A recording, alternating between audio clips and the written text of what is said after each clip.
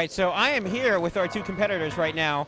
Champion, Maniello Money Webster, NWO Wolfpack. Challenger, 24 hours ago, didn't realize he was going to be here at this moment. Tom Panebianco. Money, I'm going to start with you first. I'm sure you had game plans for Bobby Hall. This is not Bobby Hall, so that's gone out the window. What's your game plan now? Strike more than him, and hope I still out-carry him for the day. Right now, it's lefty versus righty, so it's who has the better day. There you go, Tom.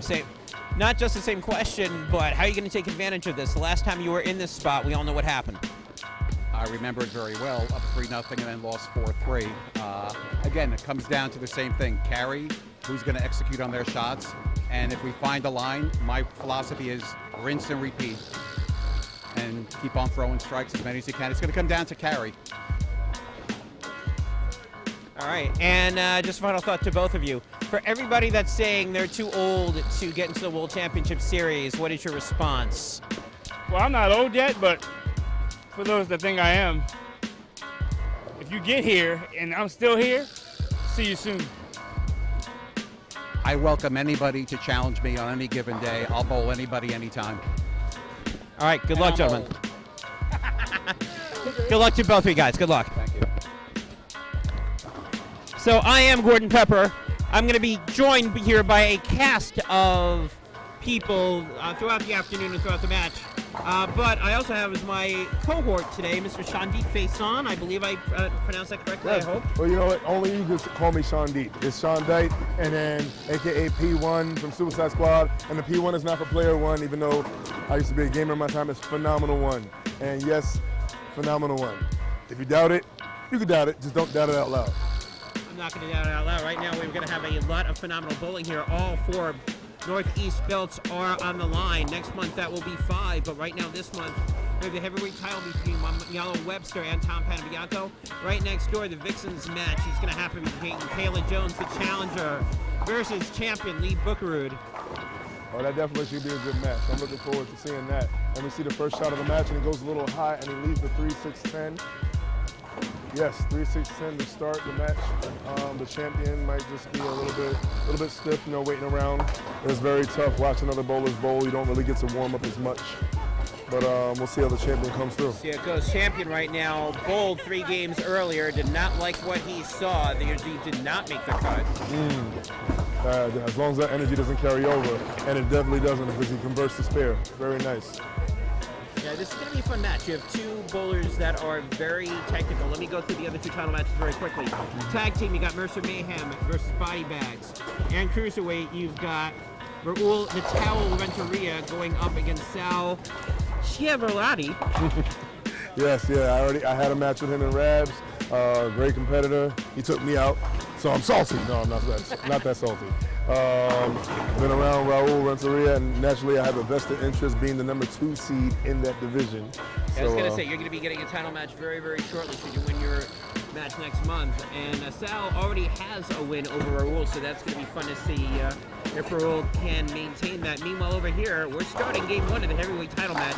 Tom Panebianco, again, not really known on the scene until around 24 hours ago, thanks to Bobby Hall's injury. He had to come in, he had to defeat Brad Kemp for the Good Brothers to get the spot. He did, and he's here, and it looks like he's going to carry a double. He does in 10 minutes. Oh, great. Yeah, and just like you said, quick subject to change situation.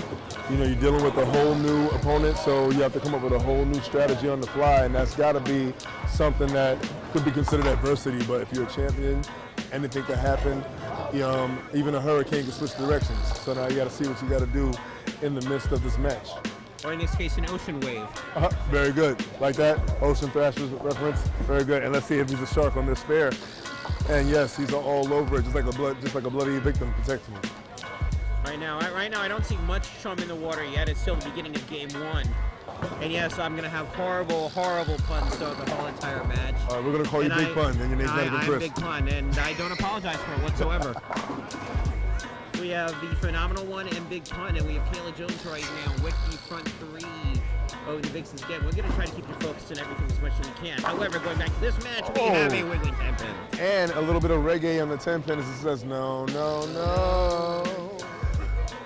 Yes, indeed. And on this other side, we have a lot of other matches, some elimination matches, just some matches within the top 10. And like you said, the tag team match is going on as right now I'm focusing on lane 37 as Dansbury is going up to throw.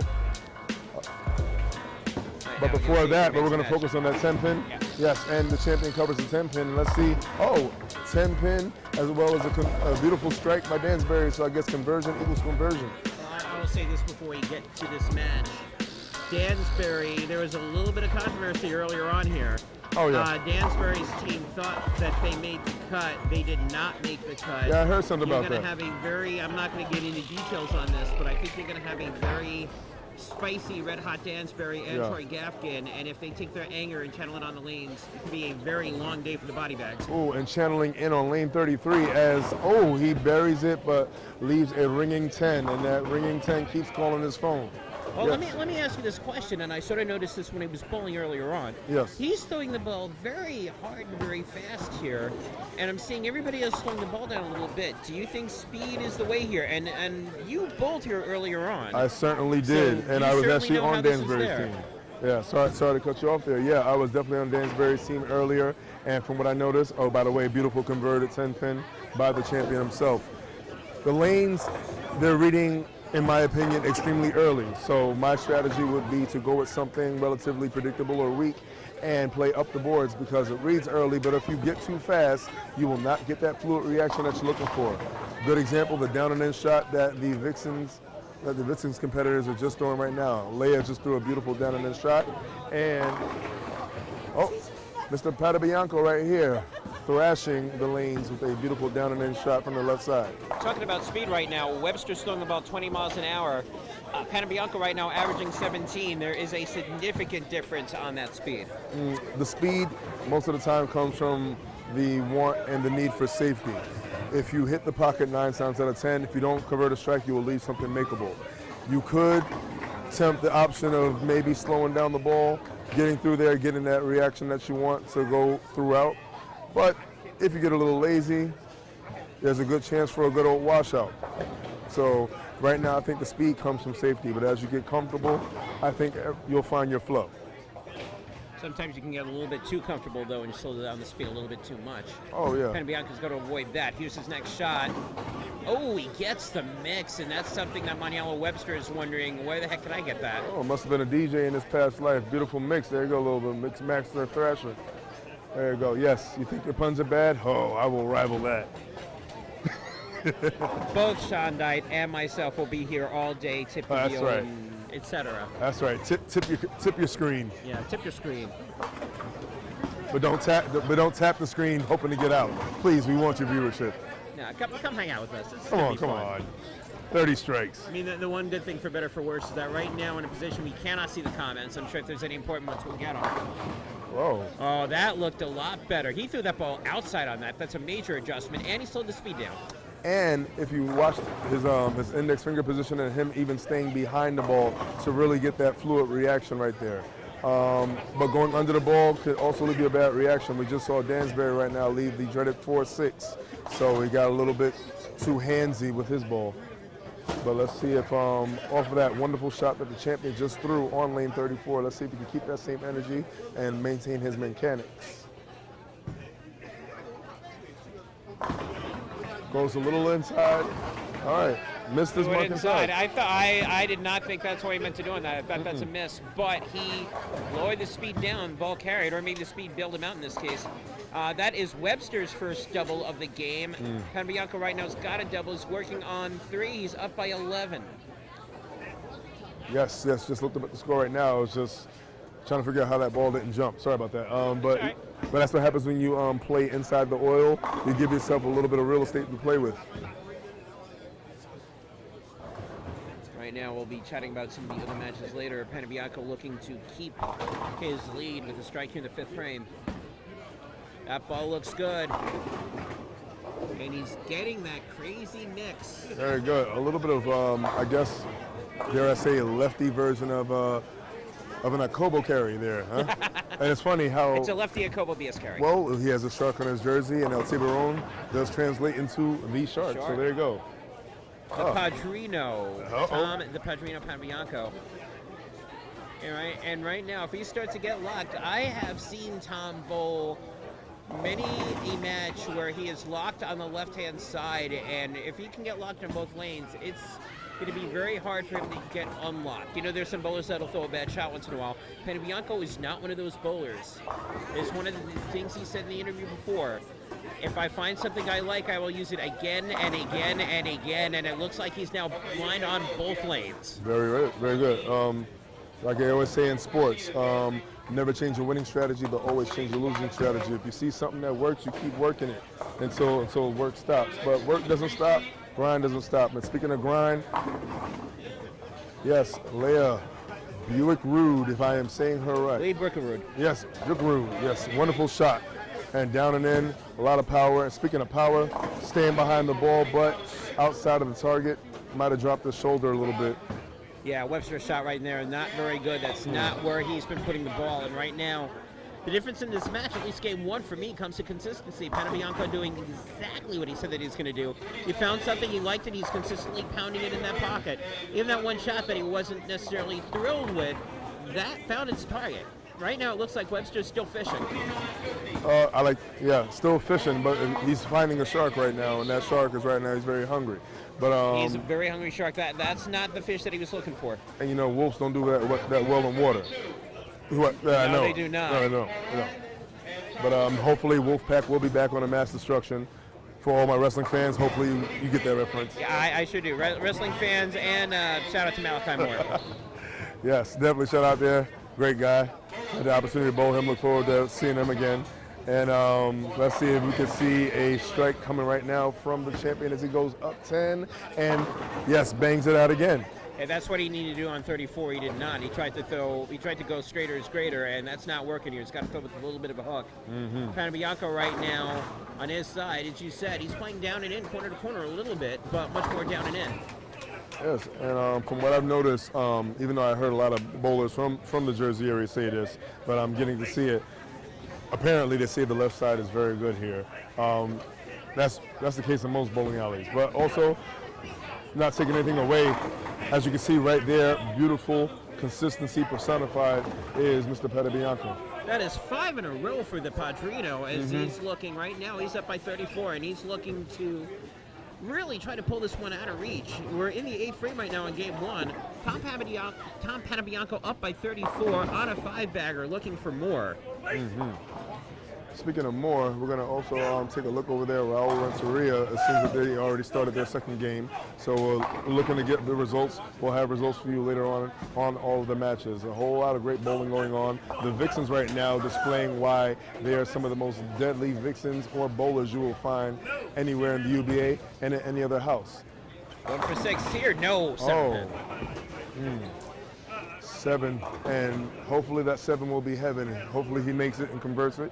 Well, he's hoping for it. Mr. Webster is definitely hoping for a hole right here. Yes, hopefully he's hoping for a little Staples staff member to show up and start punching holes. Speaking of a bowler on a hot streak, Lee Buick-Rude, 5 in a row for her. She's crawling back in. She fell early to Kayla Jones in game one. Now she's clawing her way back in, and oh my goodness. And who wants to take a souvenir home from 30 strikes? That pin went a long way. We're going to see if it goes in the gutter, and yes, it will. I have no idea. I've never done that. Hey, Douglas, can you clear out calls, Deb Wood, please, on 33-34? Oh, Thank you, Doug. While we're waiting for this to be taken care of, we want to thank all the bowlers that came out from all over, from New York all the way to VA, including myself, came all the way from Brooklyn. My first draft event. Despite everything else, great experience, and hopefully we get some more teams coming out. There's a wide range of bowlers. You had people, again, coming as far as the DMV and as high up as Connecticut. Yeah. While we're waiting on that on the dead wood, let's go quickly over to the Vixens match. Lee Buick-Rude right now with a 6-bagger, and again, she was down by 20 to Kayla Jones. Certainly turned that around here. Kayla right now, she goes out there to 249. Oh, beautiful shot, and there's another one, that's 2, and Kayla's going to make this interesting. She's going to make Lee show up in the 10th frame here. Oh, that's one thing for sure. You know, no matter what, they always say you always punch out in the 10th because bowling is such a beautiful disaster at times, and you never know what can happen. You never know what a little bit of pressure in the 10th could do. Absolutely. If Kayla goes out the door, it's a 248. She would force Lee to throw the first strike in the 10th frame. Yeah, boxing's kind of, I'm sorry, bowling's kind of like boxing. Everyone has a plan until they get hit in the mouth. Absolutely right. So hopefully, or in this case, everyone gets a plan until there's a plethora of strikes thrown at them. So right now, looking at her line, making sure, yep, she's making sure that the deck is cleared. And if you notice, body bags right now, there is a team that's coming on fire, tag team. However, it's not Mercer Mayhem, it's the body bags. Front six between Hicks and Mobley. well, this could be an early storm that they have to weather. They've been considered underdogs ever since they won the titles. That is Dansbury and Troy. I know them. They're good guys. They're a great team. And you can come into some great competition, but it's all about your chemistry. I'm pretty sure their chemistry will weather the storm. Well, you've been in this position. Let's just say again, you thought that you made the playoffs, and you didn't, and now all of a sudden you've got a match that you got to deal with. How do you mentally prepare for that? Yeah, I was part of that team, so I know how they felt.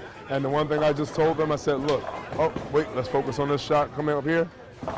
Staying behind the ball, and that is a beautiful, yes, it looks to be a strike.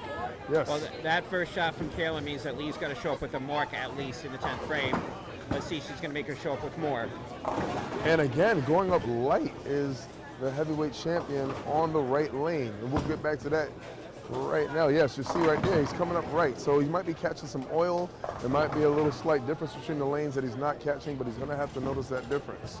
And speaking about noticing, I'm noticing that Kayla Jones plans on punching out in the 10th to put some pressure on Leia. Well, right now there's already pressure. Right now Lee needs to throw a mark. The question is it need to be a strike variety? And the answer is no. Yeah, I saw she probably put a little mustard on that, and it was already enough seasoning on it. Yep. So that's what happens, you go a little high. But hey, like I said, you get a chance to learn from every other shot. So maybe that shot just helped her gauge something to do for the next couple of games. But now back to heavyweight action as we see that we're back on track. What do you think the champion has to do? So I mean, right now, let's focus a little bit on the Vixens because we're almost at the end of game one there. Kayla right now is throwing the spare. No offense to the guys, but it looks like game one is going to be wrapped up on the heavyweight court. Disaster from Tom. And I want to focus right now on Lee's first frame in the 10th frame. Oh yeah. She's about to go. She's about to go. A mark gives her game one. An open gives Kayla game one. High stakes, high drama right here. And game one is really the pace setter. You know, you want to just stake your claim in the first game, maybe to establish dominance rather, and just get in your opponent's head. So game one is very important. Well, if you're Lee right now, you know, you come back from being down 20, going all the way up. The last thing that you want to do is give your opponent the first game, especially when you did that. Meanwhile, heavyweight game one is over. You got your first open from a missed 10 pin. Here we go. This is for game one on the Vixen's side. 10 pin. Oh.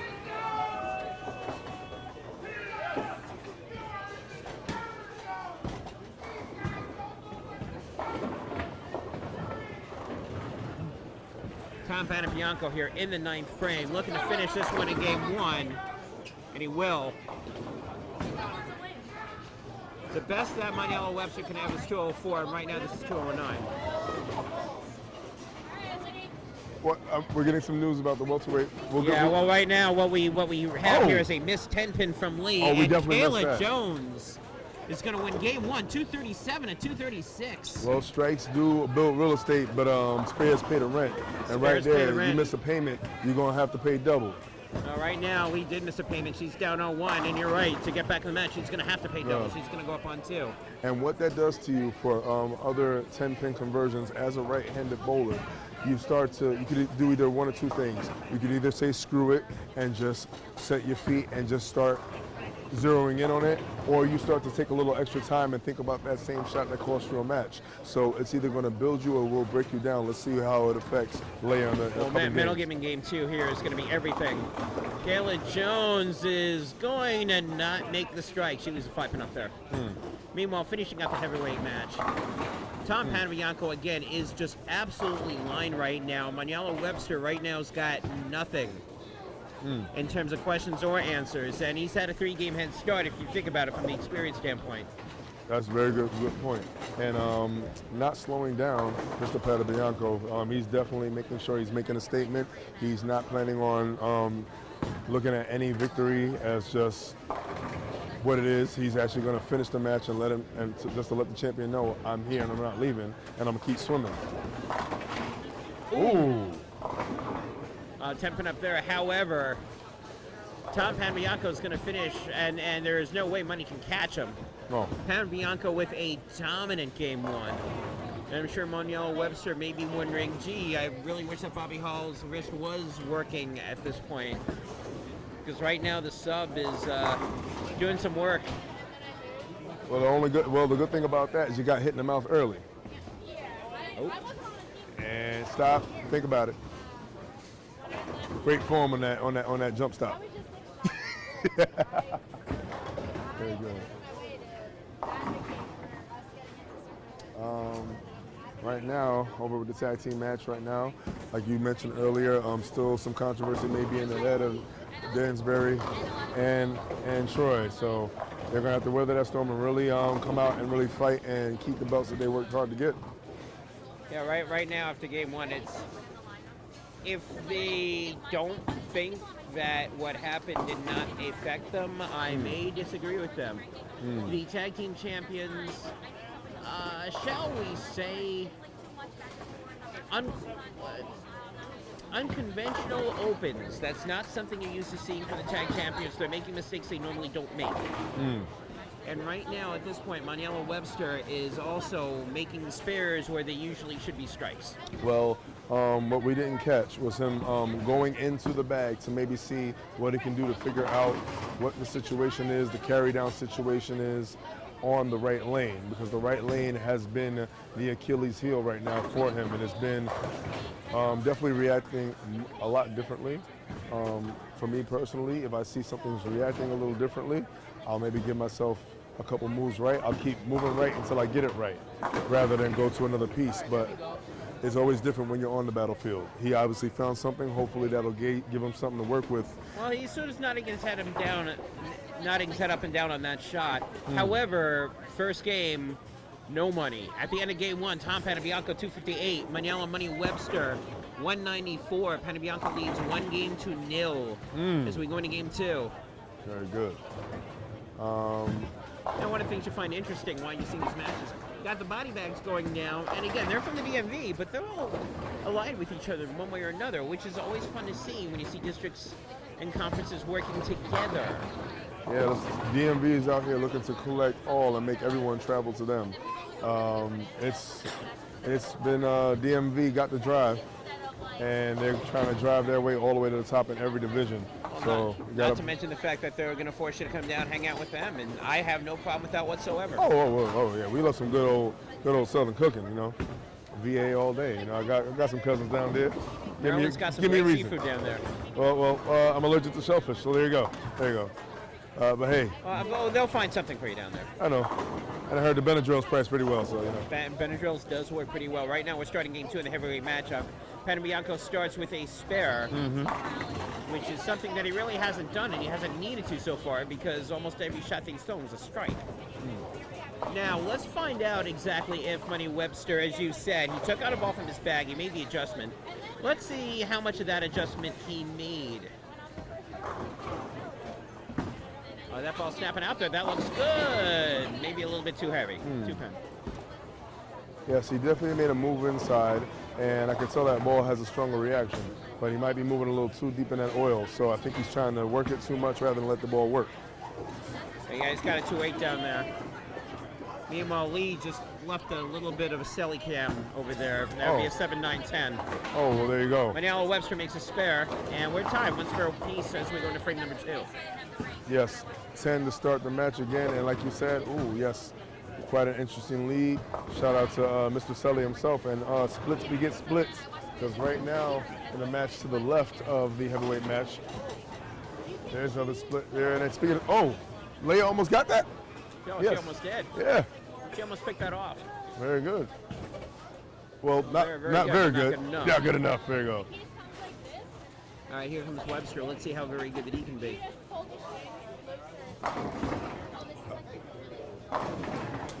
That ball looked a lot better. Again, the speed. Right now he's up to 18, which is actually slower than when he's throwing it at the beginning. Speed, trying to get it to that break point, finishing a little late, so not really taking that 10 pin out, but he's leaving makeable things. But from what we've seen, he's going to need to string some to win some. I was going to say, oh, look out. That ball I thought was heading right towards the gutter, but it curved out. Yeah, great extension and great confidence on that 10 pin. You know, didn't really think about it. He just said, do it. And he just did it. Oh, all right.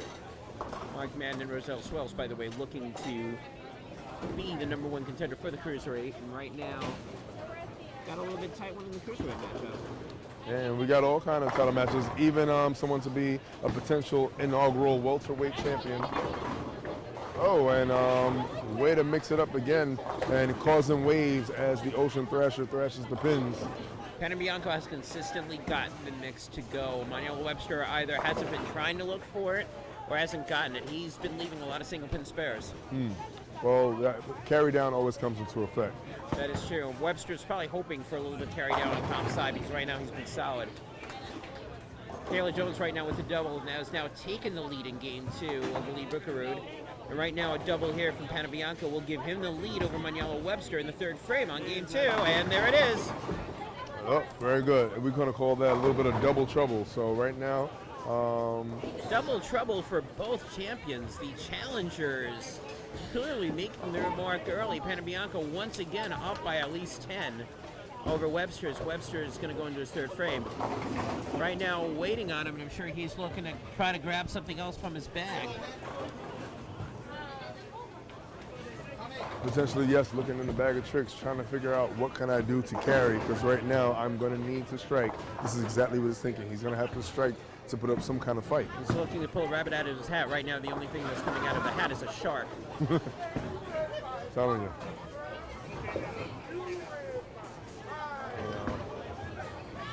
And basically, you can tell that Mr. Panebianco, very wise bowler. Very wise. He, like you said, doesn't want to do too much. He wants to do what he knows works. He's going to go by the rule of KISS, keep it simple, silly, but sometimes you got to carry the house, and he was doing squats because he carried everything there. Well, I was going to say, speaking of carrying the house, Manuel Webster, he got the mix and everything went down. As disgusted as he went with that shot, that may be where he needs to throw the ball, because Panebianco's doing nearly the exact same thing on the mixing side, and he's getting the carry. Well, I see nothing wrong up on the machine because I still see the letter X. So right now, that is what you need right now, you know, and Roman numerals, X means 10, and hopefully he won't be roaming all over the lanes. Hopefully he locks in and finds something quick, because Panebianco is locked and he's ready. That 3rd frame was brought to you by the letter X. Manuel Webster's 4th frame will be brought to you by another letter X. Oh, very good. And oh, look, 10 plus 10 is 20. Very good. Yes, that's my Cookie Monster impersonation, yes. So right now we're putting something together. He is putting something together. Meanwhile, Lee Buckaroo in the game 2 right now starting to fall apart a little bit. She started with the front 3, and now she's got 2 opens in the last 3 frames. Taylor Jones right now taking full advantage of that as she goes into the 6th. That's a seesaw battle. Meanwhile, over here, heavyweights, Panebianco coming up, only up by 11 thanks to Webster's double. Looking to keep composure lead with strike here. There it is, 3 in a row for Panebianco. He will remain up by 11 as we go into the second half of game number 2. Panebianco already up 1-0, looking to make it 2-zip. Yeah, one thing I got to say about Tom's shot, especially watching it from back here, is like listening to your favorite song on repeat. You're going to hear the same thing over and over again. It's repetitive, mechanics, definitely on point, consistency, and by the way, yeah, consistency. Consistency. 4 strikes in a row for Tom. And it's one of the things that I've mentioned a couple of times with Tom in terms of his bowling. You consistently mentioned it. Well, I have consistently mentioned it. But no, as someone that's up there in years, I'm not going to call him senior, even though that he is. You have the intelligence to adjust, and you have the muscle memory to keep throwing the same shot, especially if you like it. Manuel Webster likes that one. That's 3 in a row for him. Very good. And he's putting up a fight. So right now, even though Panebianco might be ahead, he's still staying on his track. So he's on the bumper. All he got to do is hit a little oil slick and see what happens. Well, it definitely looks like he's got a better feel now. He's also, again, trying to find the mix instead of burying the ball in the pocket. Pocket for him is left corner pins, and mixes have turned into strikes. Oh, yeah. Oh, wait a minute. And Kayla Jones stops and thinks about it. And speaking of thinking about, hopefully the champion's thinking about staying focused and staying locked on his shot. Good approach. Stays behind the ball. It looks good to him. And it looks good from back here as well. How about the angle of entry? That angle came in, and he even said it during the interview, that ball cuts in a little bit on the early side, and it comes in there, and right now he's making the necessary adjustment. 4-0 for Webster, 4-0 for Panebianco. The difference is that Panebianco's 4-0 started one frame earlier, and that's why he's up by 11. He wants to keep that. He's got to strike in the 6th frame. Speaking of strikes, Kayla Jones buries one very nicely right down and in. And Leah earlier in frame 6, she went by a 10 pin. And just like I mentioned before, those 10 pins get in your head. Sometimes all it takes is that one miss to make you question yourself. But there's no question that the consistency of Mr. Panebianco is, yes, still a beautiful shot. Nothing you can say was wrong about it, except the pins didn't listen. And you know, sometimes you get that phone call when the pin just keeps ringing. And the 7 is ringing. Hopefully it's the wrong number and he picks it up. So can answer the call right now. Looks like he'll pick it up quite nicely. Yep, sorry, wrong number. There you go. Hey, you don't want a wrong number now. You want a spare. That's what you got. However, now that that's happened, we are theoretically tied at this moment. Yes, we actually are. The champion's putting up a fight. He has the hand bone. Yes, I did say hand bone. Took it back a little bit.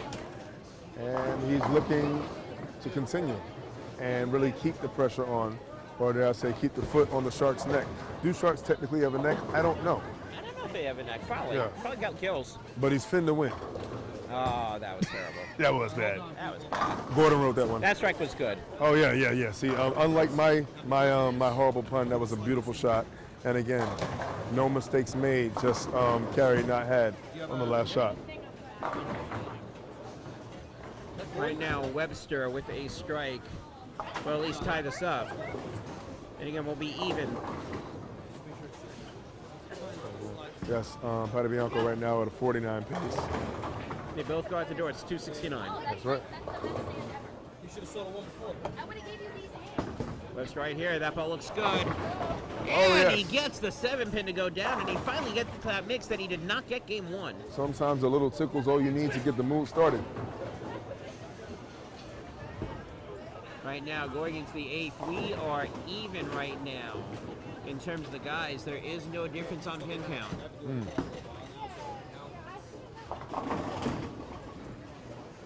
One thing about being a champion and the advantage of losing your first game by a considerable amount, you get a chance to actually, dare I say, get a second practice. You take a couple frames, see what works, see what doesn't work. No, that's a really good point that you make, because if you get blown out, you can be like, okay, what do I have to do here? What he has to do here is keep throwing strikes, and he did. 6 in a row for Webster. Very good. And that first game may have been a blessing for the champion because it is a marathon, not a sprint. You got to go to the distance. He made enough of adjustments. Now he's starting to get rolling 6 in a row. Panebianco's turn to respond. Huge strike for him in the 8th frame. And that is one of the foundation frames. The key foundation frame is the 9th one. And very light hit. And Kayla Jones just takes out the 10. And right now we have potential high drama again on the Vixen side. And going back to the heavyweight side, again, another consistent shot, beautiful, and takes everything out. Panebianco trying to put a little bit of pressure. Trying to put a little bit of pressure right now. Webster, I'm sorry, I said it was an even game. It is not. Webster is up by 10. Yes. Going indeed. into the 9th frame, carry that 6-bagger. If Webster goes out the door, it's 279, not 269. Exactly. Panebianco right now, 269. So right now, Webster is up by 10 going into the 9th frame. Indeed it is. Indeed it is.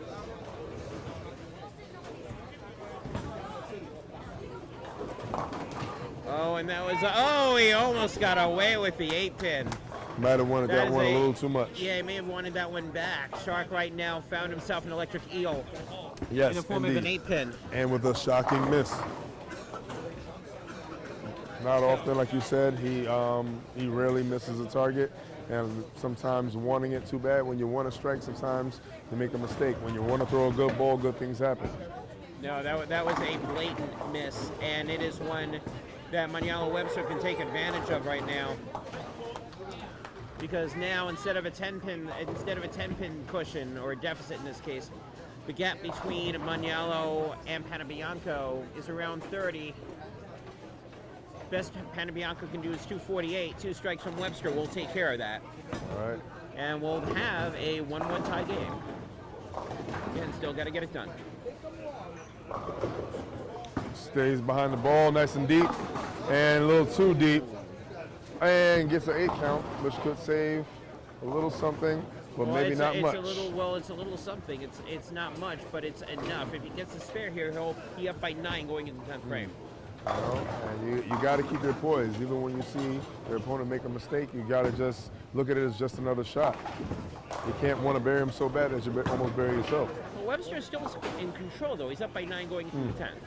So 2 strikes, we're tied on 1 apiece. If he does not throw 2 strikes, then all of a sudden this becomes interesting. Oh, very interesting indeed. All right, so the champion will throw the first ball on the 10th. And Lee finally makes a 10-pin. However, the one that she made earlier is the one that she missed early in the 10th frame, cost her game 1. Ooh. That's 1 strike over here. And the one that the champion just carried.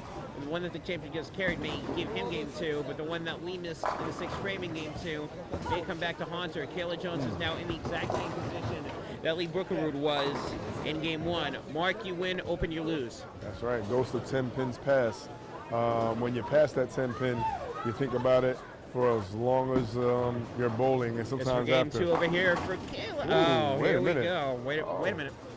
Got a 10 pin. Now let's switch over here to Webster, because this is also for game 2. And Strike here, game. Oh my goodness. Oh, he gets a mix. That's what happens when you hit the break point just a little early. The lanes kind of forgive you. Oh my goodness. That shot was for game 2. That ball came all the way back. Oh, we got That was gross, but hey, it looks good over here. Mr. Webster needs 2 pins, and we're going to be tied 1 game apiece. Now can Kayla make a 10-pin under pressure? And oh my goodness! Oh, wait a minute. He only needed 2. That's enough there. All right. So Webster is going to finish with a 256. Wow. Tom Panebianco, again, the best he can do is 248. He can't beat him. And can we just talk about that close shave? That was a pretty good shave. I wish my barber could shave me that good. And And 2 10-pins is why Kayla Jones is probably going to be up 2-zip instead of being down 0-2. all right, a little frustration made it just played in that last shot. But for Tom, that could be frustration, could be Yeah. area shot. Very good. Exactly. Again with the puns, but he could be fishing for a line. Could be fishing for a line. There you go. At the end of game 2 in the Vixens, Kayla Jones 228, Lee Booker with 220, and the challenger is up 2 games to nothing. As we go into game 3. And over here, meanwhile, the champion has said, enough of this fishy business. I'm going to get to work. Indeed. And there could be, yep, so I'm going to go there. There could be blood in the water if he finds the right line. It could be. I don't know. It's a little too early yet, I think, for true blood in the water in this. Very true. I think this is going to go for a while, the men's match.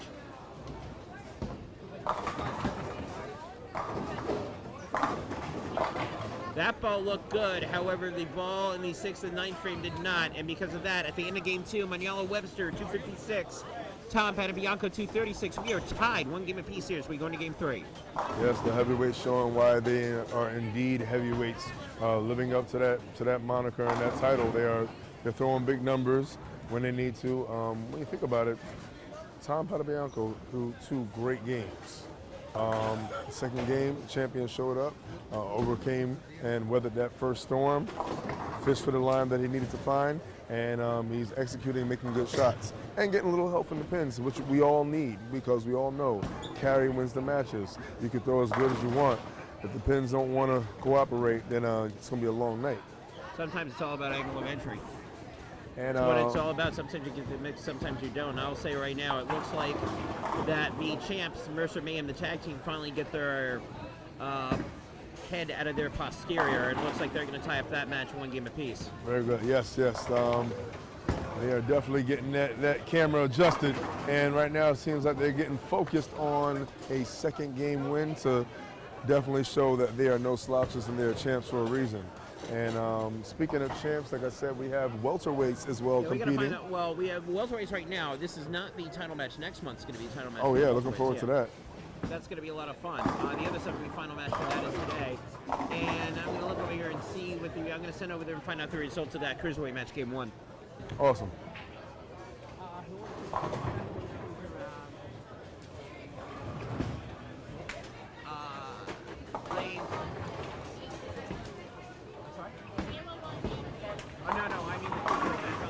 Oh, and a wonderful shot. Yeah, 39-40. All right, so both the champion and the challenger break out with strikes to begin the first frame of game 3. Yeah, and it looks like that both bowlers have sort of figured out where they're going, so I expect this one to be another 240, 250 affair. Very good. So, yeah, it's going to be a big slugfest. Heavy hitting by the heavyweights, as it should be. And going into game 3, what do you feel the champion has to do to really stay focused? Well, if you're the champ right now, what you're really hoping for is that carry down to come over on the left-hand side. It sort of seemed like you didn't have an issue in the carryover for Tom as much as he just made a couple mistakes. And what you're really hoping for is that Tom has not had that bad game where you have carry down and he's trying to figure out where to put the ball. He's been pretty much on target for the first 2 games. And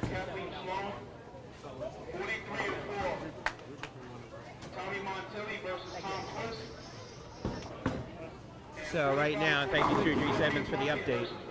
Right now, Sal Ciarrotti has beaten Raul in game 1. Challenger up 1-zip. Looks like the champ is coming back, but there's still plenty to go in that game.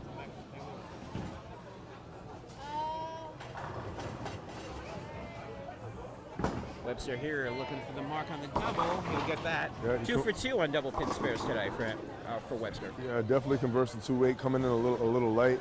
Lucky enough to just leave the 2-weight and the 10. Thankfully knew it was time to go home because sometimes the 10 likes to stick around, and don't even help clean up. Just stays. Left that plenty of times. You go a little light, a little too fast. That can happen. Now here comes the thing. When you're alone on your side, and when both players are alone on your side, everything you do to yourself is your own fault. That's right. So as the champion, as you see where he's playing from deep inside, pushing a little oil, tracking himself out, and making his own self think. So right now he has 2 opponents, Panebianco and his own line choice. I could not agree with you more. Right now, where he had it in game 2 was exactly where he should be keeping it, and he's just throwing the ball out there and out there and out there, and I don't think that's the right adjustment. I think he's got to keep it there, maybe adjust his ball, but I don't think he should keep throwing the ball outside. And yes, all over that spare. And the one thing I got to say about that, about making the ball change, yes, you make a good decision for that, but then you carry down so much that you end up creating a situation where you make your original ball playable again. It's very hard to catch. Not many people do catch that. You're absolutely correct. Right now, Panebianco looking for 3. If he does that, he'll take another decent-sized lead in game 3. Did not have that opportunity in game 1. Sorry, had the opportunity in game 1, didn't have it in game 2, and he's not going to have it here. Yeah, and he definitely dropped his shoulder a little bit of that on that shot. Usually very upright, usually squared up.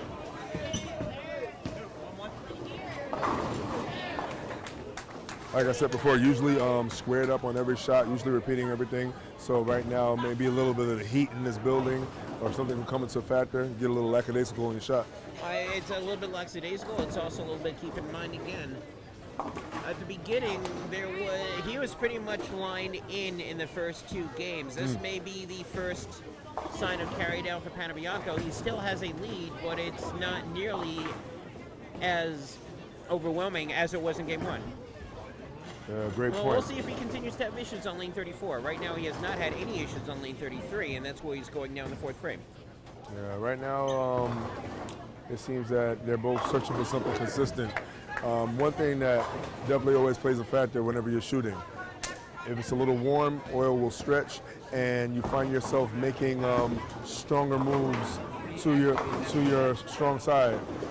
If you're a right-handed bowler, you find yourself moving a little more right with each shot as the heat and the carry down plays a factor. That may be messing with their shot and might be making them make different decisions. Let's see. And he makes a very strong decision to stay where he's at. And Now, no issues at all for Tom Panebianco on 33. Let's see what he figures out on 34. Tom hanging out with his friends over here, not Ocean Thrashers, but he's got a bunch of Central Jersey pals with him. oh, well, you know. They're hanging out on the outside. We got Manialo Money Webster hanging out with his friends on the inside. You know it. You know, it's a great big party all over the East Coast over here and all over the North. Kayla Jones right now with a turkey after a spare in the first frame, and she's trying to get a lead on Lee Brooker in game 3. Oh, very good. Oh, yes. Wolf Pack. Very good shot right there. Definitely hit his break point early, did the champion, and finished through the pocket. So trying to get around that potential carry down, that oil situation. So right now getting around the oil instead of playing in the oil. So might be trying something different. Absolutely trying to get something different. We'll see what happens. Jonathan Dansbury and Troy Gafkin sort of getting yelled at by other people saying that's how you roll. They didn't get their head out of their butt. They are going to win game 2. That's going to be tied 1 game apiece. Well, you look down a black hole, you can't see much. That is true. Oh, and no. And either way, even if it's not a strike, that was still a whole lot of saving grace on that shot. Potential 2-8-10 that I did make mention of earlier that could happen when you flirt with going a little light. Yeah, he could have had the whole party mix with him. Oh, yeah. Not just one pin. He's going to make that one up. And it was not going to be lightly salt. No. But he would have been very salty. Oh, extremely salty. Very good. Sodium induced. Sodium induced 2-8-10. Panebianco right now, he is still up by 9. But now, with a strike here, he's looking to maintain, go up to by 19. Defeats the mark. And one thing I could definitely say, seeing Tom Panebianco bowl in person, well, I could definitely say he has tunnel vision. He looks at a mark, he focuses on a mark, he plays the mark. Again, repeating shots, very tough to beat. You can't beat him, you can only stay with him and hope for something to happen. Well, hopes to take advantage, basically what Webster did in game 2. He took advantage of a couple of, shall we say, slight little breakdowns from Tom, and that's why we're tied in 1 game apiece. However, I'm sure part of what was in Tom Panebianco's mind is keep in mind a couple of months ago against Scott Sanchez of the Good Brothers, he had a 3-0 lead and then lost the next 4 games to lose. I was actually there. That was at Carolier. It sure was, and you were there at that. Yes. Catching the end of that. Santos shooting a 299 in that last game to retain the heavyweight title. I'm sure he's got to be thinking right now, I don't want to get to that point. I want to end this early. He's not, though, with that 7-pin. Oh, yeah, very good. And then his phone rings again. So let's see. Ringing 7. Let's see what that caller ID says. Cell phone or teletype? Could be a TTY. Could be. I used to have a TTY. Well, That's how old I am. Well, hopefully it's not an SMH. Or an SOL. Like voice stream.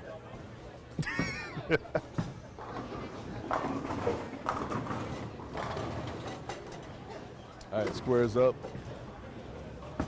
Very good up the boards. And oh, wait a minute. We're sorry. 7-pin is not home. Please feel free to leave a message at the sign of the oops. Well, kind of prehistoric with that shot as the way he T-Rexed it and really went short arm with it.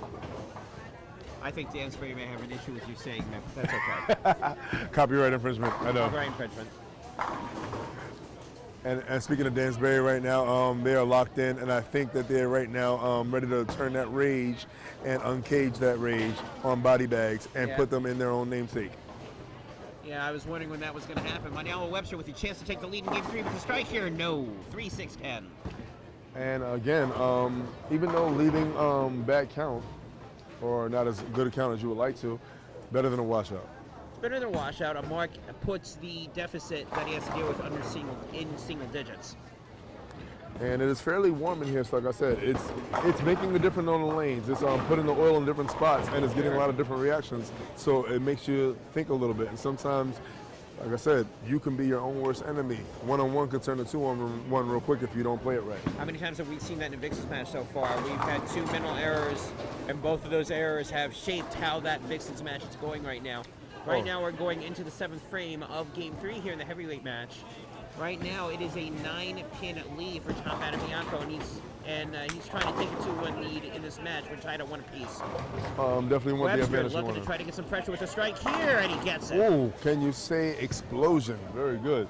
So he goes very deep, and he really rips the rack on that one. 7-pin was the final victim to get shot, and no witnesses.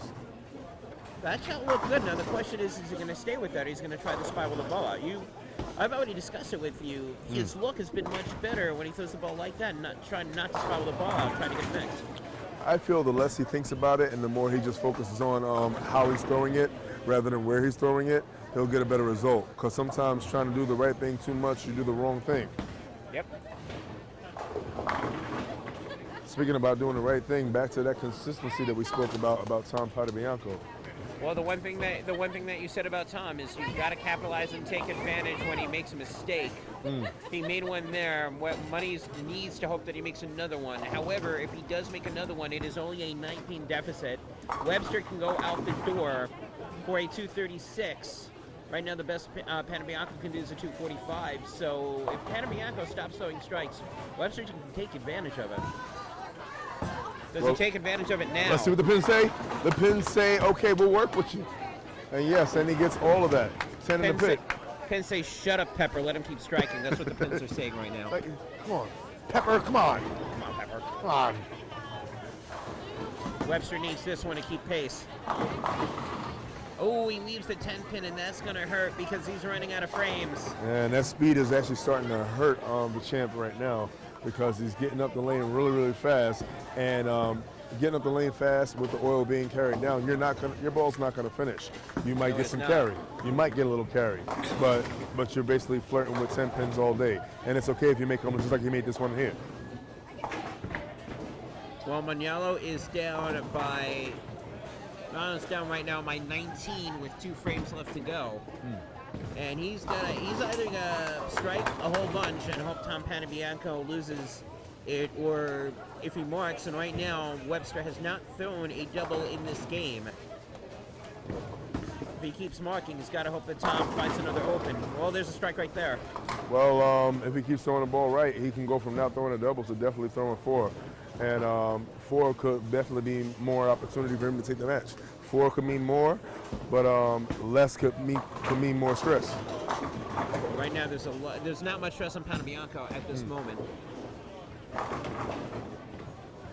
Going into the 9th frame, this shot here is going to pretty much determine whether or not Webster has any chance of taking game 3. Zeroes in, comes through a little slow. It's a little slow, but he gets it. Oh, a little slow, but that carry down helps it go. And but we're the ones back here. He sees the lanes a lot closer than we do, so whatever he saw, he took advantage of. Did you see the little fist pump at the end? How one of these little fist pumps? I'm telling you, fist pumps are in effect right here in 30 strikes. 30 strikes, 30 fist pumps. Why not? Right now, it looks like, well, he strikes here, it's over. Anything less, it depends on what he carries. This is for game 3 to take a 2-1 lead in the match, and he leaves a 7-pin. Uh-oh, did you just give a kiss of death? That's what I'm good with. My man. Now, the best that Panebianco can do now is a 234. High stakes, high drama? No, I'm sorry. No, that's absolutely completely wrong on my part. But he's going to make the spare that almost comes lapping back out in the lanes again. So we're going to say 224 to a 226 potential. Yes, sir. Actually, no. The best. He's got him already with the spare. Best that Webster can do is a 216. That pin difference is wrong that you see over there in the top. Yes, Webster you're right. can only do 216. It's got the difference of 48 down there And on there, but that difference is wrong. If you're looking up there, at Unless the the unlikely gutter happens. yes, and I should have caught that in game 2. The robotic gutter, yeah. Yeah, okay. well, no, robotic cutter's not going to come into play here. Oh. 7 pin, but that spare is enough. And again, another good game by Tom Panebianco. See, based on how consistent he is with his mechanics, the way he comes to the ball, repeating shots, whatever you want to say, or all you want to say, he's going to keep throwing good shots. He's going to keep scoring well. It's very hard to beat someone who is going to keep repeating shots and force you to have to put the pressure on them.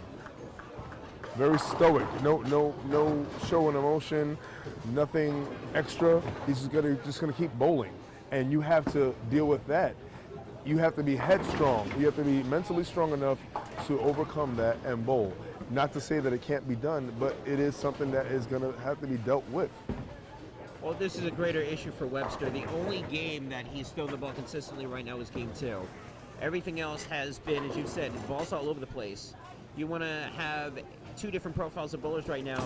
Webster is spraying the right side, hoping to find something. Panebianco, El Padrino, has been nothing but technical, right down the line, down and in, nothing too fancy. Kept the same shot, kept the same line. Maybe 1 or 2 times he may have to tweak and adjust a little bit. Probably wants to take that 7 pin back in the 6th frame, but right now it is a technique match, and he is winning the battle of technical bowlers. At the end of game 3, Tom Panebianco 223, Maniello Webster 195. Tom leads 2 games to 1. So we're going to game 4. Yeah, I definitely see this match going the distance. I see a lot of changes being made, a lot of good changes, and just like I said, you make certain decisions with certain pieces of equipment. Killing it. Where will my match go? Come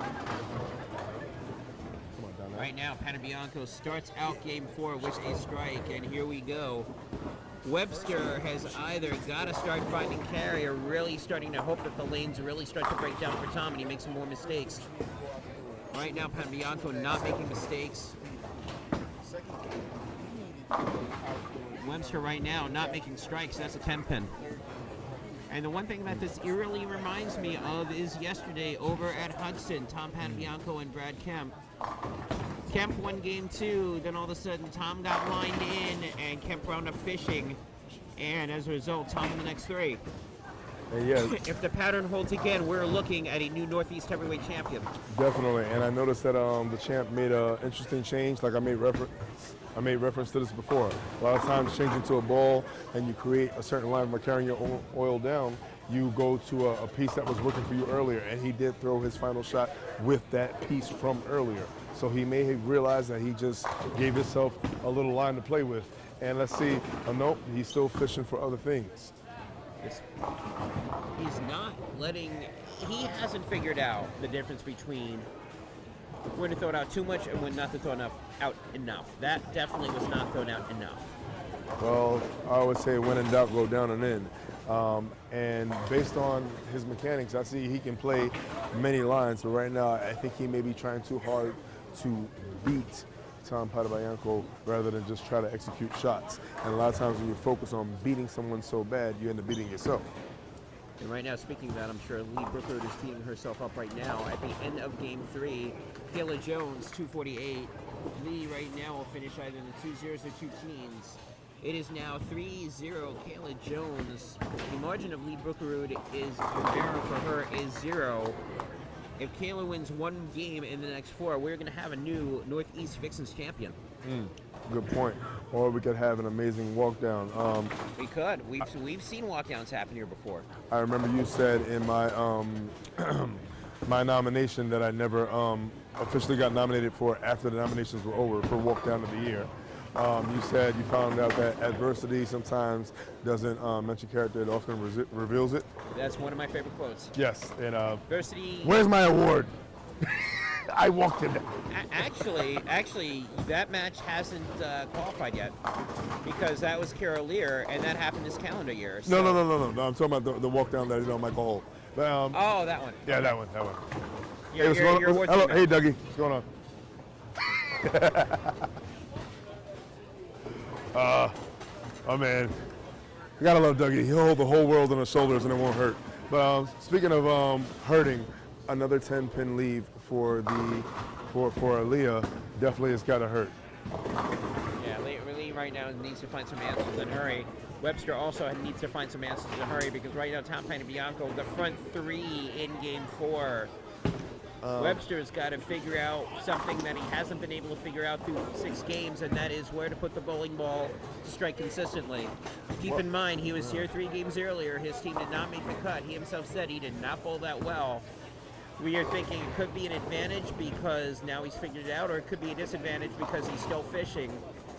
And right now, you were talking about blood in the water. Blood's starting to come in the water. Yeah, right now, Money's just trying to pick up at least a little bit of change right now on the lanes, and he finds some great shots, but it seems that he gets in his own head and he tries to do something to maybe try to stay in the game. He's in the game as long as he just executes shots. He's still in the game. He's only down by 20, and the double right there is going to keep him in the game. But again, it comes down to consistency, and right now, Tom's been the more consistent bowler. He's throwing the same line, and to make things even worse for Money, as you said, we don't know if he's got the line yet. You know, it seems like he has many lines, only one right line. If he can stay on the right line, he'll be fine. Yeah, the problem is that Tom's only had one line, and now he's got front 4. That's right. One line, one time. One line, one time, one ball, one shot, next frame. That's right. There you go. And you can swim with that. And it seems that when it comes to win, it seems that he's finna do that. And right now, Leah might be reaching deep down. And right now, those are frustration shots. I recognize those better than anybody. But speaking about recognizing shots, I recognize that he is remaining consistent, is the man with the sharp and the fins. That is the most perfect strike that I've seen so far from Panebianco. That was buried in the pocket. All the pins go down in sequential order. There's no carry. There's no mix. That is a huge, huge problem for Webster. And you know, because that in my mind is a sign of locked. And it looks like his other shots, which means that he has a lot more hits. He's not a one-hit wonder. Matter of fact, here's the consistency. He is now locked. His album just sold 5 times, and he's trying to go diamond. Yep. Meanwhile, let's see if he can get another hit. And yeah, he's got 2 hits on the Billboard charts. Make that 3 hits. Well, he's got 3 hits right now. He's up to single platinum. he's up there. You got silver, you got gold, you got platinum. You're talking about Billboard Music Awards. Trying to get some streams. And speaking of streams, oh, very good. We're streaming a 10-pin for Leah.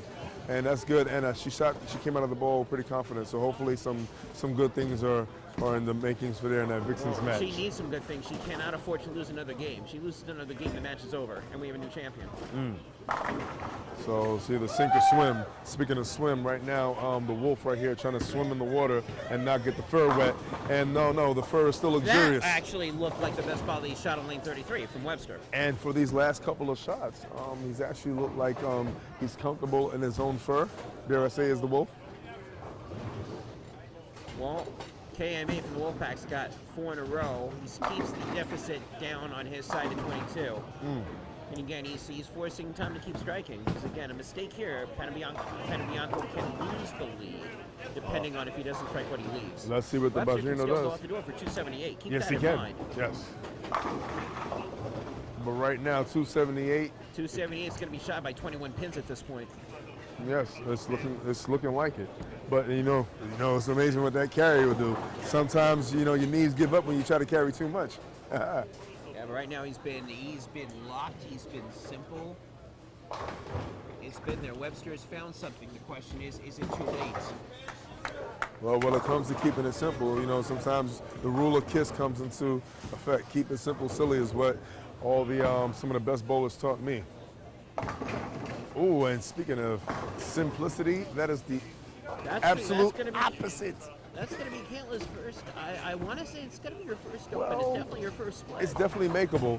And you know what else is also happening? And so is a 10 pin. Very good. I think I just put a little chapstick and gave puckered up for a kiss of death of my own. That would be the Dark Phenomenal one, everybody, if you're playing at home. Dark Phenomenal one. All bowlers matter. Anyway, so what we're going to do is... 30 strikes life matter.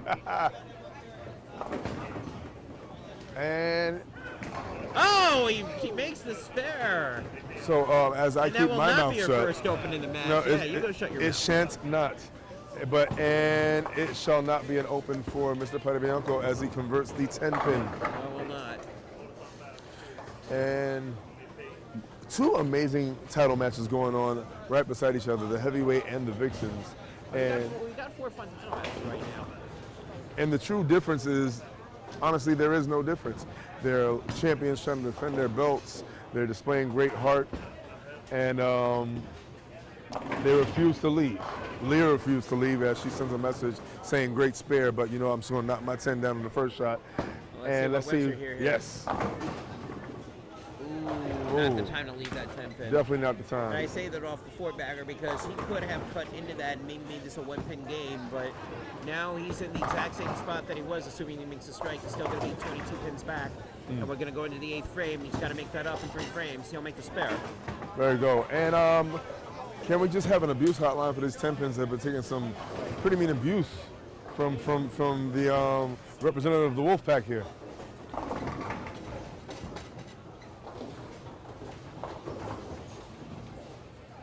Right now, Webster down by 22, going into his half of the 8th frame, and he's down 2 games to 1. You do not want to be down 3 games to 1 to anybody.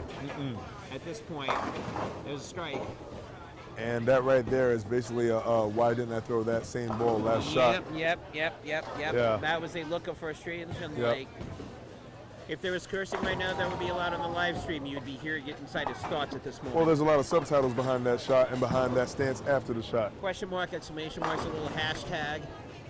Hashtag bleeping bleeper.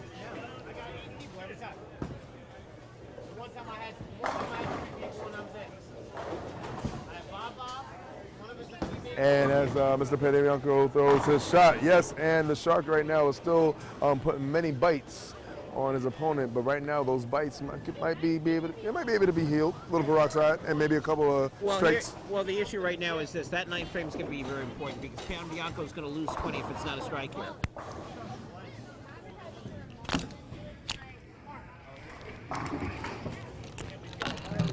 Meanwhile, I'm going to be joined by one Mr. John Dansbury over here for a minute or two. Hello, John. You can give us updates on all the title matches while we're here. I got a couple frames. My partner just went through the face left 6 pin. I think you guys are up 2 games to 1. We're up 2-1. What's going on in the cruiserweight match? Sal's up 2-1. Sal Alphabet is up 2-1. No, Sal Sheriff-Velati is up 2-1. And we all know what's going on in Vixen's match. Kayla Jones right now is up 3-zip. Yes. Pretty much. And right now, Tom Panebianco. Right now, Panebianco is up 2 games to 1. Assuming that he makes this and goes out, the best that he can do, my math is right, it's 259. The best that Webster can do is 257. You're spot on. Thank you, sir. 2-pin game. Hold on. And my partner's 10-pin game, correction on that. Partner left a 10-pin. His 10-pin game is on spot. Better than mine right now. It is because I've seen the plethora of opens that you guys had in game 1, which is fairly garbagey of you. Well, I'm looking at your match. Yeah, I'm also looking at what our opponents did the first game. They went front eight. I thought, oh great, we need to shoot 250 to win a game, and then we shoot 214 and 211 the next 2, and we're up 2-1. Hey, that happens. Game 4 is always a pivotal one, though. You'd rather be up 3-1 than 2-2. Yeah. And that's what Manano Webster is thinking here in the 9th frame, looking for a double in the worst possible way, and he's going to leave a 9-pin. That was a pretty good shot from back here. I've seen a lot of funky stuff on the lanes today, from the draft and from the matches. Yeah, I mean, like I said, it's just Yeah. Well, that could have cut that down to 2. Instead, both bowlers are on spares. Webster is down by 22 as we go into the 10th frame. Basically, what needs to happen here is that Manialo's got to go out the door, and he needs Tom Panebianco to make a gigantic error of either Big 6, Big 4, or Greek church variety. If not, Panebianco's going to be up 3-1. He's got to have this one. Here's frame 1, and he gets the message off the 10-pin. The bird dog. Bird dog. I call it a thing of beauty. Bird dog finds his master. All right, I gotta go back to my partner. I gotta see what he's doing. So All right, go hang out. So that's what's going on in the title matches right now. Meanwhile, what's going on here in Game 4, Webster is looking to strike to put at least some sort of pressure on here. And again, if he goes out the door, it's plus 18. That does force Panebianco to get a spare. Actually, I'm looking at the difference, and I really should not be doing that. The difference has been wrong all match. There's the other strike. He goes out for 237.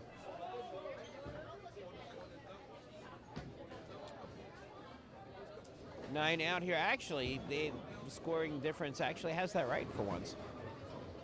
If he goes out the door, Panebianco is going to need a mark.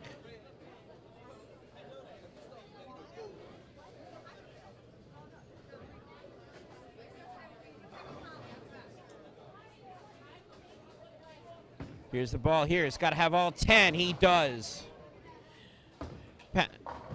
Webster will finish with the 237. Keep in mind, Panebianco is on a spare. 9 out is a tie. If he leaves anything less than a 9 on his first ball, he must make the spare, or Webster will win Game 4 and will be tied 2 games apiece.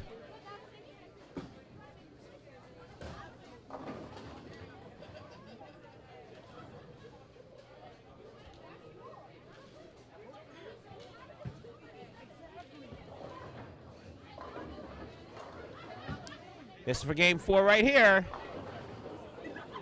Looks beautiful, and it is perfect. Tom Panebianco will win Game 4, and more importantly for him, he will be up 3-1. Money Webster's margin of error is now 0. In the words of John Dansbury, El Cheapo, he must win the next 3 games, or we are going to have a new Northeast Heavyweight champion.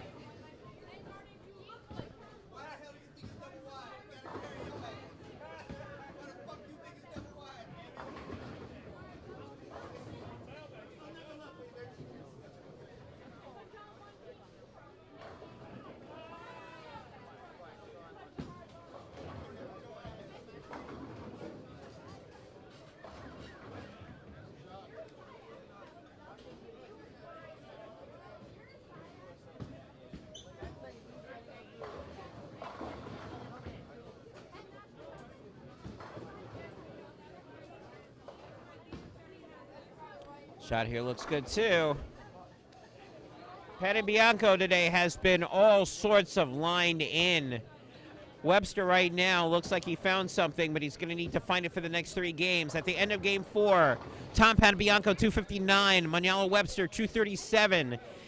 And Tom Panebianco up 3-1 is 1 game away from being the new UBA Northeast Heavyweight Champion.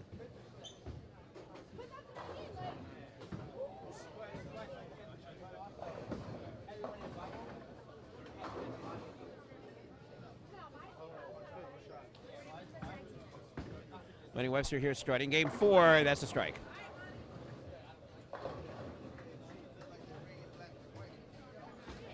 Going in after Game 1, it looked like 2 belts were going to be going to the DMV. As of right now, at this point, it looks like neither belt may be making the home trip back.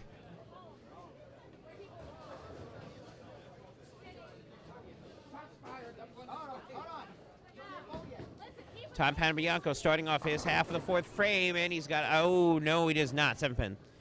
It's Game 5, I should say. We're back with Sean Dyke. Got himself a little drinkage. How's that drinkage going? Oh, drink responsibly. But if you're going to drink, do it enough that you can handle. What up, Dyke? That looks like soda, actually. Oh, yeah. Soda's in there. Soda plays a part. Yeah. Soda plays a part. All right. Yeah, got to chase. And speaking of chase, right now the champion is chasing. Champion needs to chase. He's down 3-1 right now. He's chasing There's a 3 shark. games left in this best of 7, and Webster needs to win all 3 of them. Oh yes, he does indeed. It is a must-win situation. Could be a potential walk down. There's nothing like a potential walk down to defend your belt. But right now, Brooker's title defense looks like it may be coming to an end and not in the way that she wants. Kayla Jones just takes the lead, and she's now going to be up as she goes into the 9th frame. Yeah, just looking at Tom's last shot, hit a little flat. Could have been a potential 7-9. Could have been a little flat, but the way that he's been throwing the ball, he's been locked. He's been absolutely locked. Yeah. 7-9, and they both go down. Yeah, they definitely go down. So the great thing about throwing a consistent shot, you already know your ball's going to hit pocket. But it's all about, what kind of pocket shot you're going to get. Fluid, right through, or are you just going to smack and then leave a couple of back pins or a couple stragglers, as they say.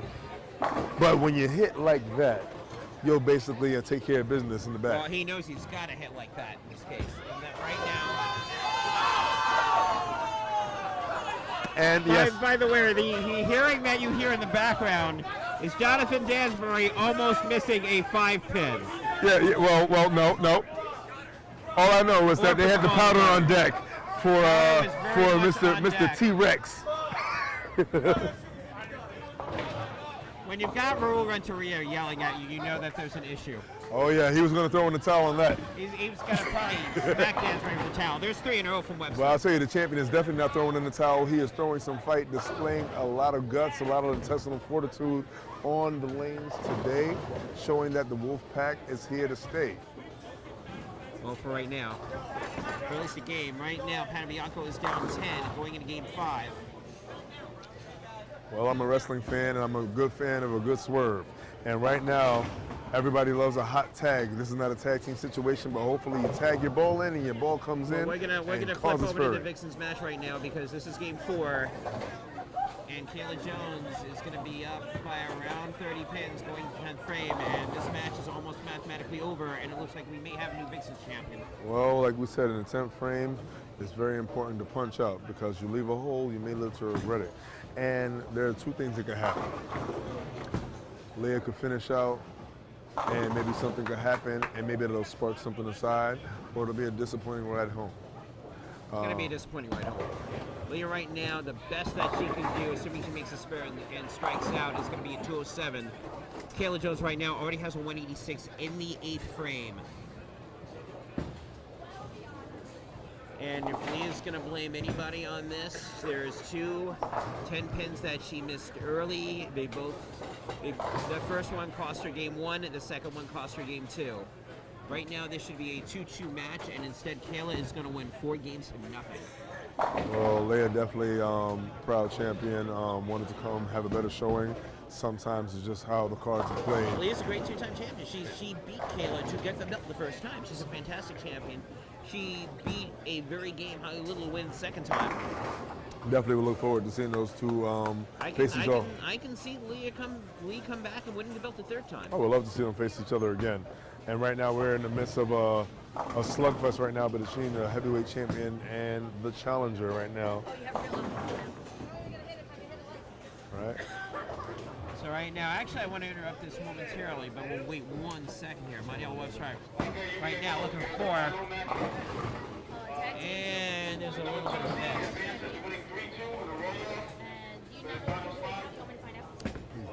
But wait, I want to get you 1 second here. So I got Danielle Marino. Oh, No, I I don't think she just have her. ran. She's ran over to this. going to get the cruiserweight count. You know, I have a vested interest in that, being the number 2 seed. Hey, Miguel. Carry on, that is. Yes. Miguel Carrion won his match earlier on this month, so that's what you're getting next month. Mm-hmm. Oh. Right now, Sal is up 2-1. However, Raul's got the lead in game 4. And right now, Money Webster's got the lead in game 5. Ooh, and that shot was indeed money. Onto it. Very good. It seems that he might have tapped earlier.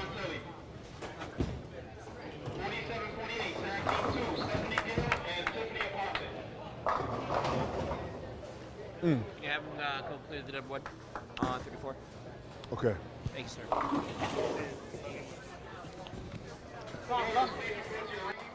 And this game, the Vixens match, is over. Your new Vixens champion is going to be Kayla. Your new Vixens champion is going to be Kayla Jones. Congratulations to Kayla Jones. 4-0 victory against the champion Real Guru. Kayla's going to be a two-time Vixens champion. It's Yes. going to be make it real interesting because her next match next month is going to be against Danielle Marino. Yes, and we have a lot of multi-time champions in the Vixens mix that have kind of got like a little three-way rivalry. So we've got a lot of interesting developments in the Vixens division, very exciting division, a lot of great bowlers there. Any match that you see that features either Libra Karud, Kayla Jones, and Danielle Marino, any of them against each other, that is always going to be a fantastic match. And you see these women can bowl, and they're bowling against each other remarkably well. Yes, indeed they do. They throw wonderful shots, extremely consistent, just basics. I call them the beautiful basics because they just do everything so fluid to the point where you just want to watch it over and over. And they're really tough to beat. You know, they beat you with such grace, and to the point where this is nothing you can do except appreciate the whipping you just took. I've got Doug Ryan right now. We always got doing Doug Dougie TV over here. Doug, So yes, you're right. Kayla Jones is your new Northeast Vixens champion. Yeah. She beats Libra Karud 4-zip. She beat a real bat? Oh, yeah. Cruiserweights are now 2-2. Oh, very good. The person that does the running? What are you doing? All I know is that I'm sorry if everyone is Can I get a beer? Can I get a beer? It's the same match as last year, but really. Can I get a beer? If you don't like it, go. Can I get a beer? And speaking of Dougie Heron, You were the handicap eliminator Well, champion all day. Doug Haran is actually chatting with Danielle Marino, who is going to get next shot at Kayla Jones. I know, and they're both from different teams. And speaking of different teams, Unholy is coming up, and if you do not have an Unholy team, get that together. Unholy, quite the experience. And speaking of experience, right now, There's like a screw on the belt. Before I take it, I didn't touch it. Yes, I understand. Yes, we're good. It's defective. Oh wait, Doug. Let me get the first interview first here. I'm asking who was on the boat. First of all, congratulations on the win. oh wait, let me get on Dougie. Oh wait, go.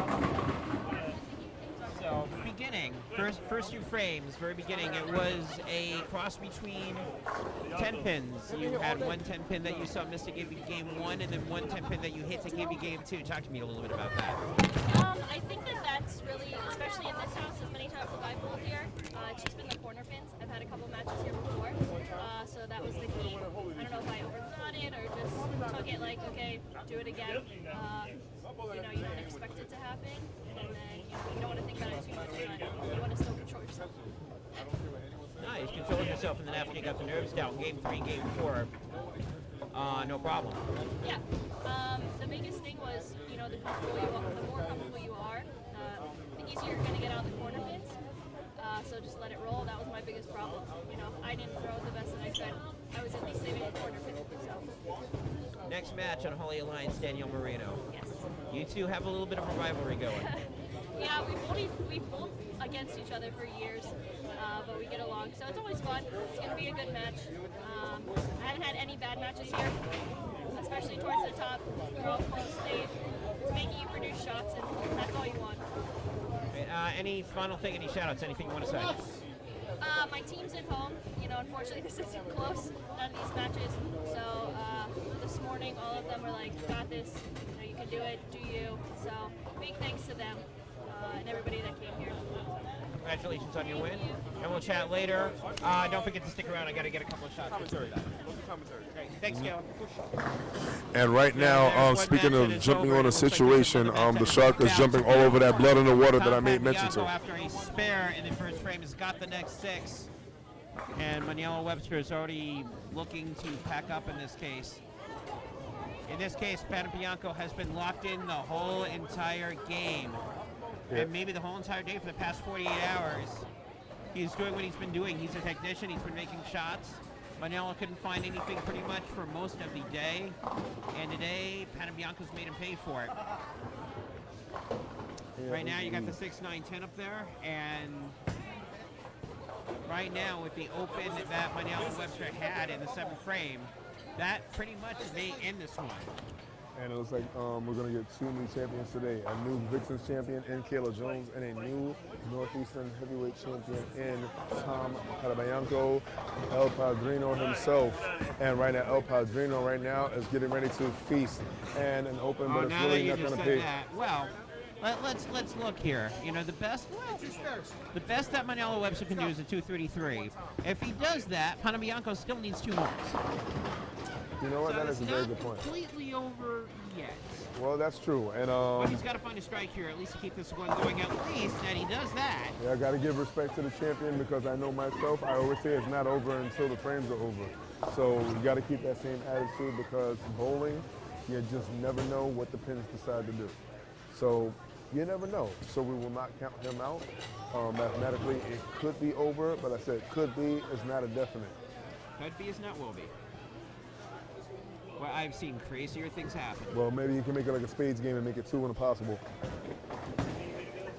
Looks good. Oh, Well, there's 1 in a possible. there's 1 in a possible. There you go. And let's hopefully he didn't call the wrong number on how many books he has. Again, the best that he can do is 233. If he gets that, Panebianco does need 2 marks. If he opens, he's got a double in the next one. And depending on the severity of the open, that may not be good enough.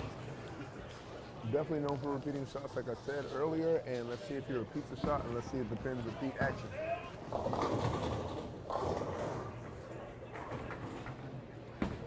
Ooh, going a little outside. Oh, a little bit outside going in, and he gets the carry anyway. And let's talk about exactly what almost happened. Right there, he went a little bit outside of his target, and that was almost an amazing situation. Well, you know the ironic thing about the whole thing? This is probably the first bad throw that he has had, and that's how good that he's been this whole entire match.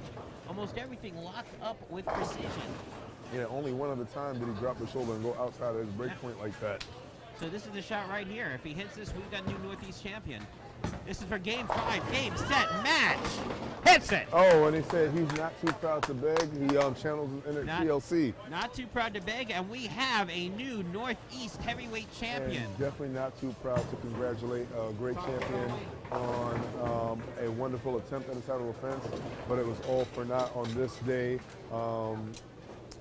Definitely shout out to some money Webster. Manelo and Money Webster with a very valiant effort. Very valiant effort coming from the DMV. DMV right now has been having a wonderful showing. Always had great bowlers, and they come to prove it. Tom Panebianco, extremely consistent, extremely deadly. The Quiet Shark right now just made a loud statement by winning this Northeastern heavyweight title on this day. Well, 48 hours ago, Tom Panebianco didn't realize that he's got an opportunity. He had the opportunity, and now he's taking full and complete advantage of it. Defeating Brad Kemp 4 games to 1 for the Good Brothers, and now defeating also 4 games to 1 Manelo Webster. Your final here, Tom Panebianco 244. Manelo Webster, best he can do is 233. Panebianco will be your new Northeast heavyweight champion. Yes, and congratulations to him. And looking forward to see him defend that belt. And let's just see how well he fares.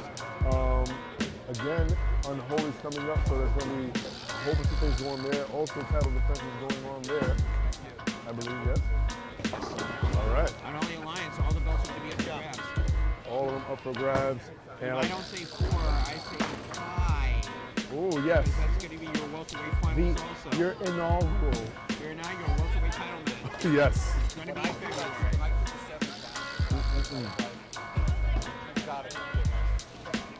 And I have a vested interest in that cruiserweight title as, yes, the champion right now. Still finishing out. Once again, it must be hard to lose a title, but you got to be proud when you defend it. You can never be mad at good bowling. There's no such thing as losing. If you lost the title, that means that he didn't know to get it to begin with. Exactly. And there's a difference between getting beat and losing.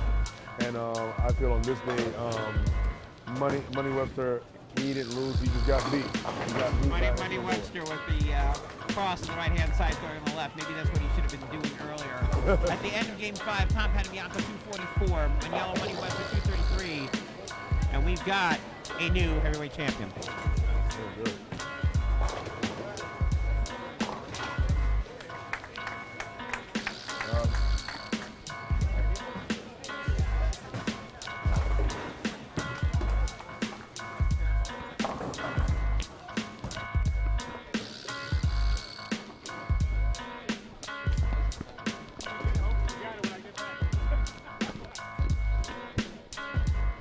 I just overheard that Manialo Webster saying, "You better be holding on to it when I get back." That is exactly what he said, and I don't doubt that he will be back. He's an awesome competitor, a great bowler, and even a better person. He's a great guy. You're both great people, not just bowlers, but great people of character. So that's. Thank you very much. It was the one thing I said to him when we were done is, a lot of times when you're bowling against someone who's younger, if you start to put pressure on, they might miss a spare. He was on all night. He got some bad breaks. I got some good breaks, and I think he got one strike though that I kind of scratched my head. I know, but it was an awesome match, and. I can do this, right? Excuse me. No. Oh, you have to hand it to me? I'm going to hand it. You earned it. Thank you very much. It was a pleasure to meet you and to bowl with you. I look forward to it. I look forward to it. This is, ever since I was in junior high, I've thought about winning the UBA. No, that can't be right. It was awesome. Yeah, probably not. My mother was home saying prayers for me, just to let you know, so I had that going for me. She's 89 and she was saying prayers. So today, and save myself for 10 games of life.